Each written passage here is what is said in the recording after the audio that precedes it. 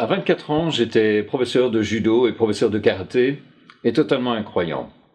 Un de mes élèves qui n'arrêtait pas de parler Dieu dans mon club m'énervait énormément et m'a mis au défi de rechercher Dieu. Et en tant que sportif, les défis, ça se relève. On ne les laisse pas passer. Et alors j'ai décidé d'aller avec lui dans des réunions où cet homme allait, uniquement pour lui prouver que son Dieu n'existait pas. C'était le but de ma vie. Et à force d'aller dans ces réunions, un jour je me suis retrouvé dans une grosse réunion à Bruxelles, en Belgique. Et dans cette réunion, c'était un serviteur de Dieu américain parlait dans un stade en Allemagne. Et un autre bonhomme était venu dans cette réunion pour détruire la foi des chrétiens présents dans cette grande salle.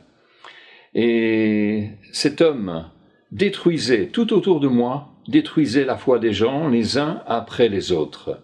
Et je le regardais, j'étais heureux, puisqu'en somme il adhérait à ma façon de voir et de penser. Et d'un autre côté, j'espérais voir Dieu agir. Je me dis, s'il existe, il va faire quelque chose. S'il n'existe pas, eh bien cet homme gagnera le combat, puisque j'avais imaginé un combat entre lui et Dieu. Et à un moment donné, ça s'est passé tout à la fin de cette réunion, cet homme est venu frapper sur mon épaule et m'a dit « Tu es chrétien ?»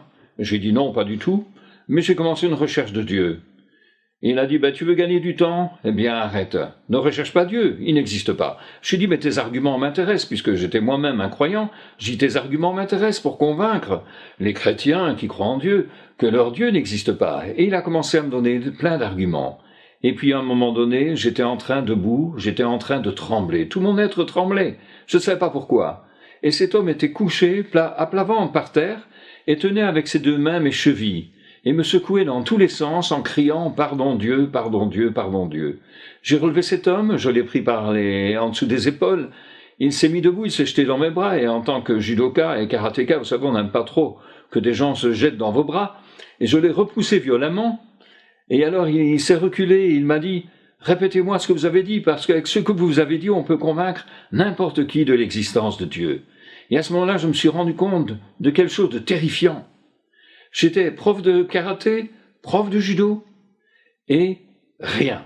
Je ne me rappelais rien.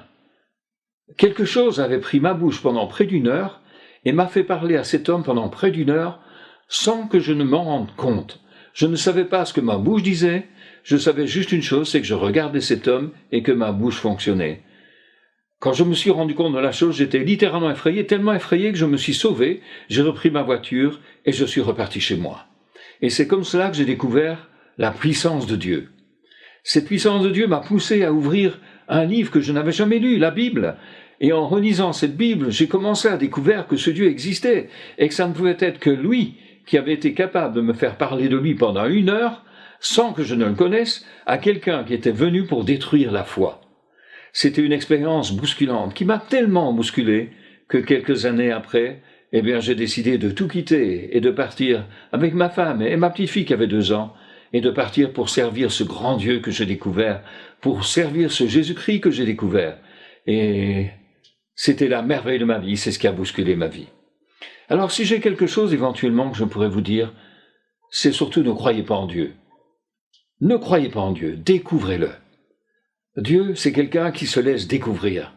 Il ne faut pas croire en Dieu parce que quelqu'un vous a dit de croire en Dieu, parce que les parents croient en Dieu, parce que vous êtes dans une église où on croit en Dieu. Découvrez votre Dieu.